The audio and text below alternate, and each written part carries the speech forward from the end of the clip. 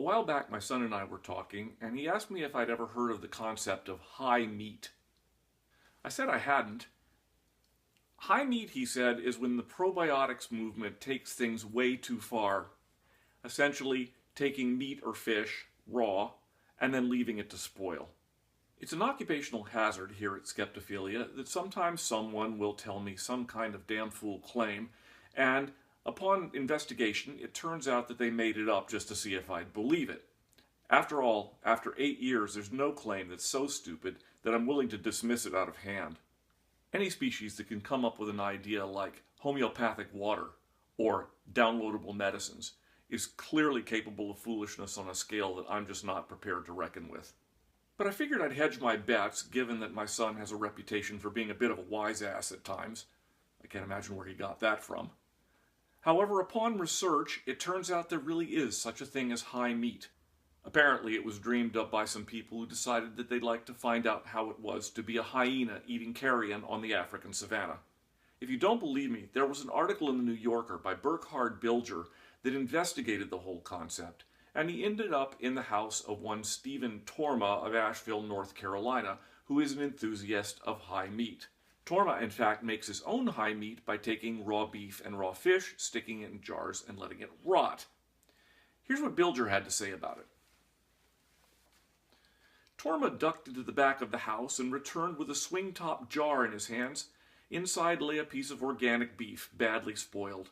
It was afloat in an ochre-colored puddle of its own decay, the muscle and slime indistinguishable like a slug. Even Torma seemed to realize that it wasn't very appealing. The first couple of bites, he said, can be rough going. There are various other sites wherein I learned way too much about this practice.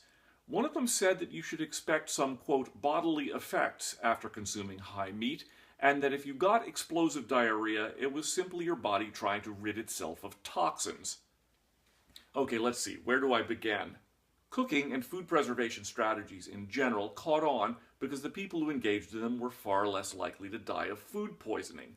There are a lot of bacteria out there that would be happy to make you very, very ill, Listeria, E. coli, Cryptosporidium, to name 3, and cooking destroys those. Unfortunately, making high meat does not. And the symptoms you get are not your body purging itself of toxins. The symptoms you get are because you're ill. Consider, too, that we're evolved not to eat decomposing stuff. Our senses of smell and taste evolved largely as early warning systems to try and keep us from eating things that would be dangerous. In fact, in decomposing meat, there are 2 chemicals that are called putrescine and cadaverine. Guess what those smell like? The whole thing evolved to keep you from eating something that smelled like a putrescent cadaver.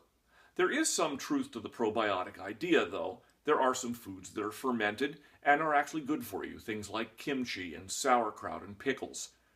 Those have been fermented using bacteria that were specifically selected not to kill you. In fact, those bacteria are part of a healthy intestinal flora that has been shown to insulate you from diseases like Crohn's disease and ulcerative colitis. But eating things that are decomposing because of your ordinary garden variety bacteria is a seriously bad idea. In fact, what it's mostly useful for is making sure that you'll spend the next few days on a first-name basis with your toilet. There's a reason that we have strict sterilization protocols for food, and that the FDA has prohibitions against consuming raw milk. It makes it less likely that the bad guys are going to get you.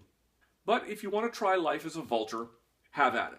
Me, I'm going to stick with ordinary low meat, preferably medium rare with a large glass of red wine. It tastes much better, and you're much less likely to die of a horrible bacterial infection. Call me finicky, but that's just my preference. If you like this video, please give me a thumbs up. Take a look at our resources down there, and you can subscribe to my blog and my YouTube channel. Thanks.